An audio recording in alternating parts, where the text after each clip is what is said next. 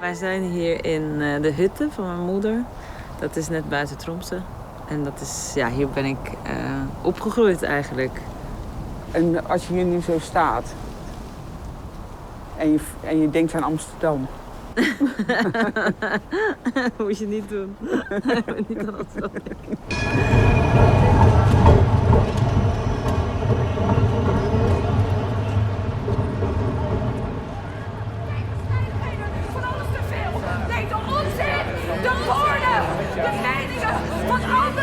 Ik moet die dingen, ik moet ze uit elkaar halen. Man, vrouw, literatuur, werkelijkheid, waarheid. Wie ben jij in die spiegel van je stukken, Eline? Jij bent wie je bent. Oh. In de spiegel van mijn stukken. Ik zit wel altijd in die vechter die graag... die voelt dat hij in een wereld leeft die niet helemaal past bij wie hij is. En die dat probeert met alle macht om te buigen. Toen ik zo 16 was, puber was, had ik zoveel spirit.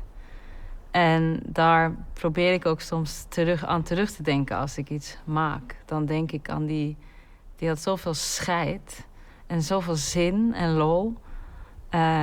Dat meisje, dus daar denk ik vaak aan terug.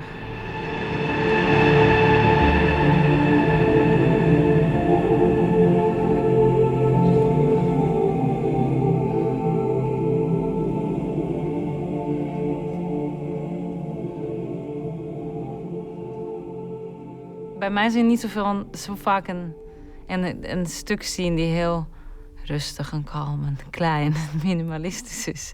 Het is vaak heftige gebaren en groot. Want die storm binnenin een mens, maar ook daarbuiten, dat vind ik belangrijk ook om in theater te laten zien.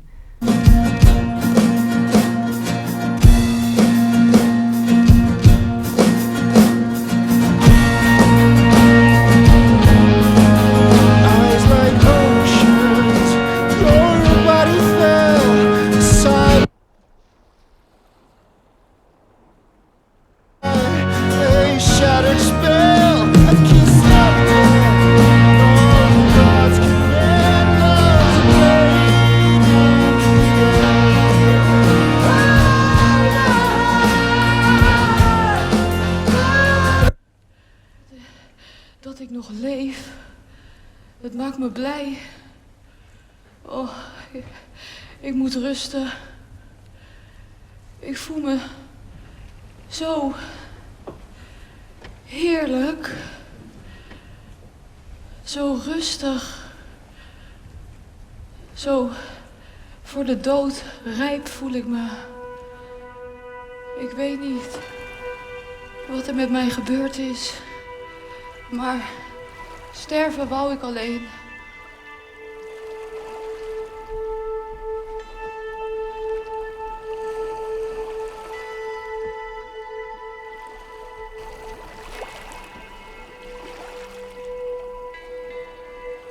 En wat is de bron?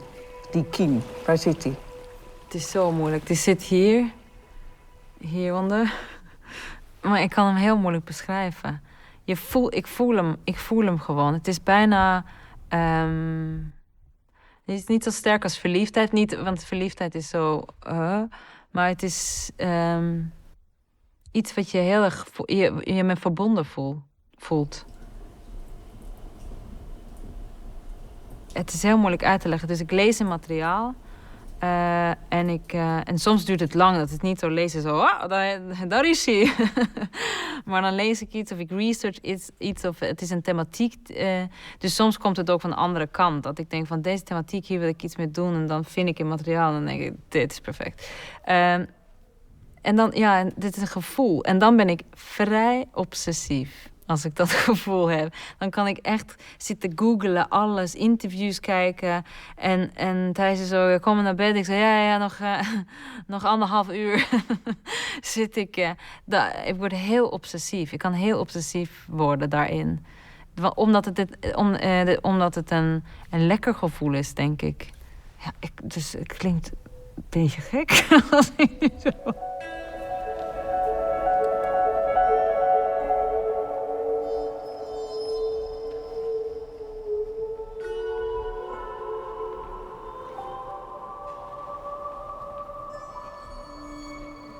Tørre å bruke alt, gå fram. Ta en runde helt ved rampen.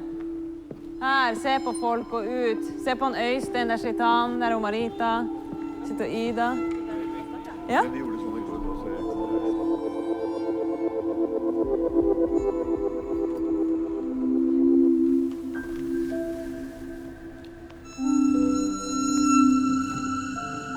Tromsø, waar ik vandaan kom, dat is vrij bijzonder. En dat is heel expressief eigenlijk.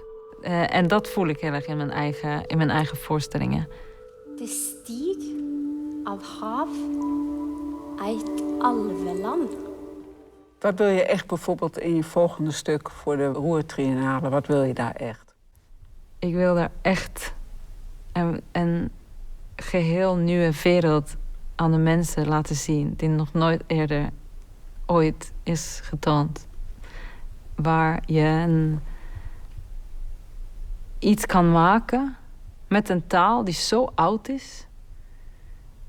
Met iets zo nieuw en de diepe laag van je te kunnen dealen met de donkere kanten van jezelf.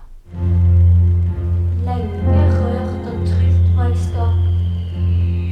Drøm den dansen stirrende på. Da nikka de som til helsing.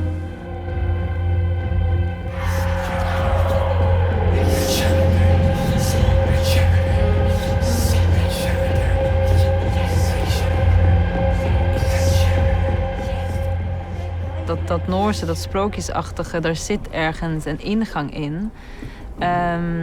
Ik voelde heel sterk, het moet iets veel mythologischer zijn dan een heel hedendaags of realistisch materiaal. En toen opeens was ik zo heuk tussen, hoe het heet in het Noors. En toen dacht ik, dat is perfect.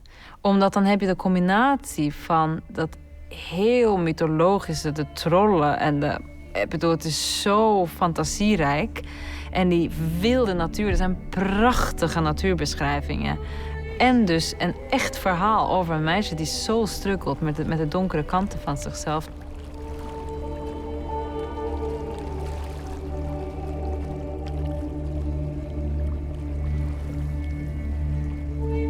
Haar dode zus komt op bezoek en zegt: jij gaat heel veel tegenvallers hebben, maar hou vol, weet je wel. Maar jij krijgt een cadeau wat het moeilijkste is van iedereen om te dragen. Maar jij krijgt hem omdat je sterk bent. En de dag daarna is ze helderziend en is ze echt gek geworden. Nee. Ze voelt zich heel erg alleen. Jeg vil ikke. En ze worstelt heel erg met depressie. En het gevoel van, ik zie de wereld op een andere manier dan jullie allemaal. En jullie geloven me ook niet eens. Gi meg kuken!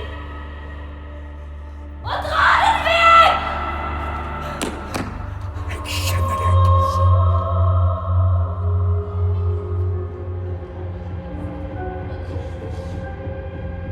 deg. Edward Grieg heeft op de tekst van Arne Garborg eigenlijk 8 composities geschreven. Dus 8 gedichten heeft hij op muziek gezet.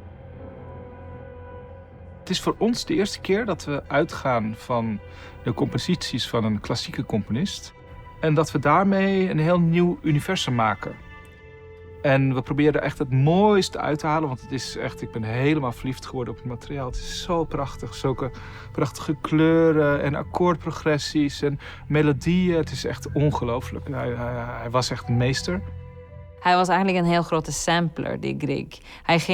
Hij ging wandelen in de bergen naar arme Budea. Budea is dat van die boerenmeisjes die dan in de bergen allemaal met hun dieren waren. En ze waren voortdurend aan het zingen, dus een soort folkliedjes. En hij ging gewoon dat allemaal, allemaal opschrijven. Dus hij heeft het allemaal gestolen. En een beetje mooi gemaakt met piano. Maar het is allemaal gebaseerd op eigenlijk heel oude folkliedjes van Noorwegen. Nuljon, han synger på den saftige voll, og alle små blomene slår han i koll. Og gras og rot han sopar, det gjeng seg så lett i den doggmugge eng. Og skårene drenger og drenger til dreng, og slår så rotar det ropar.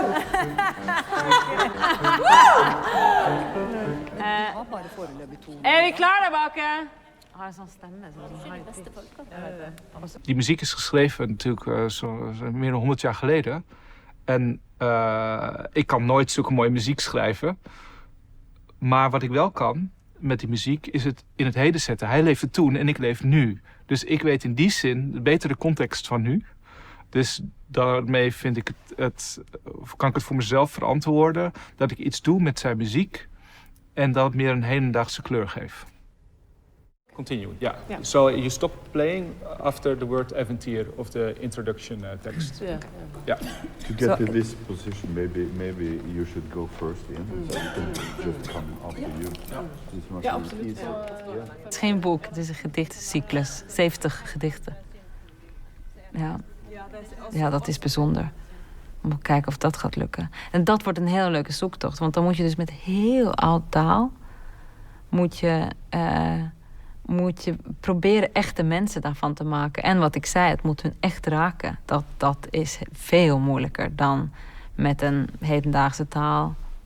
Zo, maar dat kan wel, denk ik. En stel je voor dat we dat kunnen.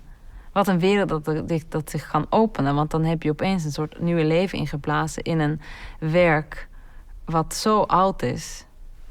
En die toch heel erg over ons nu gaat. Dat is heel mooi. Don't go too fast. Okay? Start again from the part.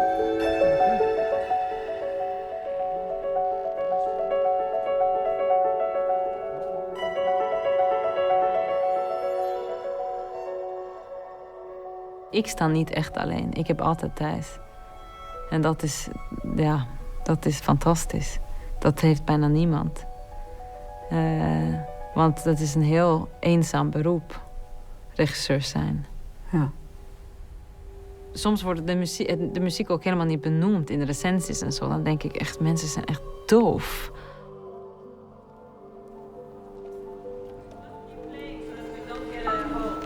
Hoe kan je niet zoiets merken van hoe belangrijk dat is voor de signatuur van de voorstelling en hoe onmisbaar Thijs is daarin? Ja, dat vind ik schandalig, maar ja. Jeg så din strid, jeg veit din veg i skuggeland. Jeg røynte sjøl den striden tung i mange år. Med ville mod, med bøygde rygg, med svære sår.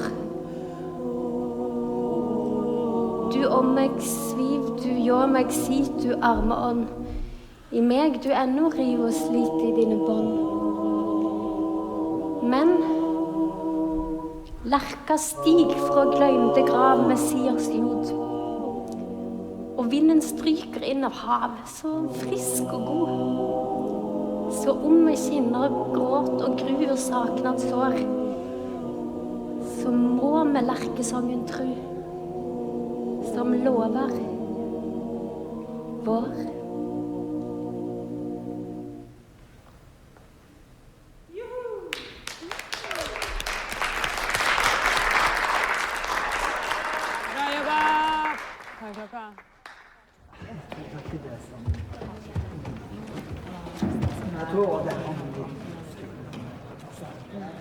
Bra gjettelvegge med på ordentlig effekt.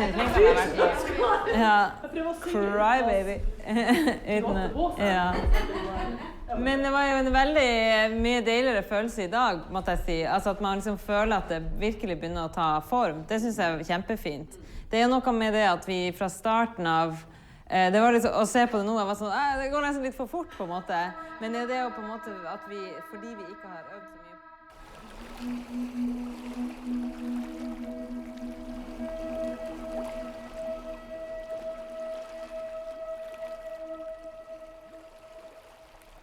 oh, hoe interessant is het om internationaal te werken en werk te tonen in verschillende landen. Want je wordt ook geconfronteerd met een soort uitwisseling van perspectieven. Ook mensen iets nieuws brengen op een of andere manier. Dus dat... Soms doen natuurlijk andere landen iets totaal geks wat je nooit eerder had kunnen bedenken. En dat vond ik zo mooi om naar Amsterdam te komen om te studeren. Want ik zag zoveel verschillend theater. En vooral bij ITA was het natuurlijk zo internationaal. De programmering, de dansprogrammering is fenomenaal. De internationale festivals. Weet je, het was zoveel verschillende dingen. En ik ben er bang voor... wat te doen is letterlijk in het gevaar brengen, dat hele internationale aspect. En dat vind ik een nare ontwikkeling. Want dan denk ik, ja, maar dan zien jullie niet de kracht hiervan. Het is zo bijzonder om een theater te hebben die in het internationale veld staat. Die uitgenodigd wordt voor festivals om te komen spelen op theaters. Dat als voorbeeld is... wordt gezien in de rest van de wereld.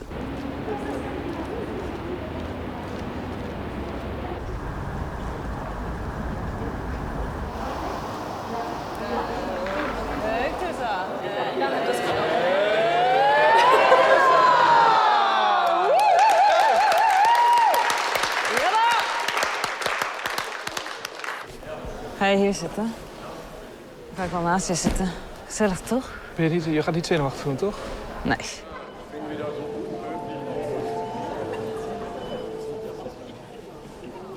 Ja. Hoor je minder van de akoestische... Ja.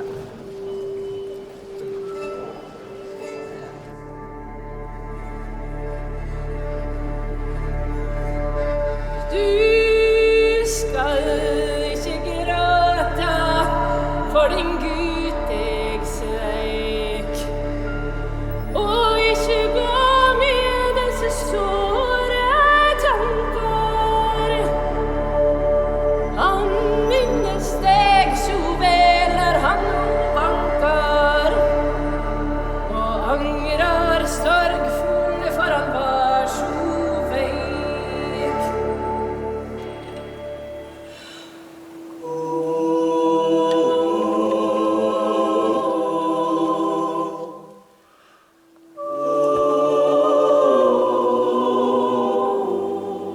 Stig fra glemte grav med sirsjod, og vinden stryker inn av hav, så frisk og god.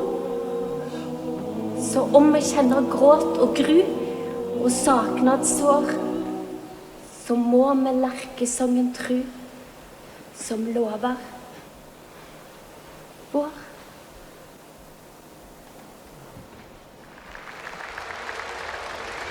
Het is een ontzettend mooi verhaal. Het is echt, het is niet alleen een sprookje over een of andere prins. Het gaat naar een kasteel. Het gaat echt over een mens die struggelt. En die voelt van, ik zie de wereld op een andere manier. En ik voel me heel alleen. En ik geloof wel dat ik gelijk heb. Het is niet, ik ben niet gek.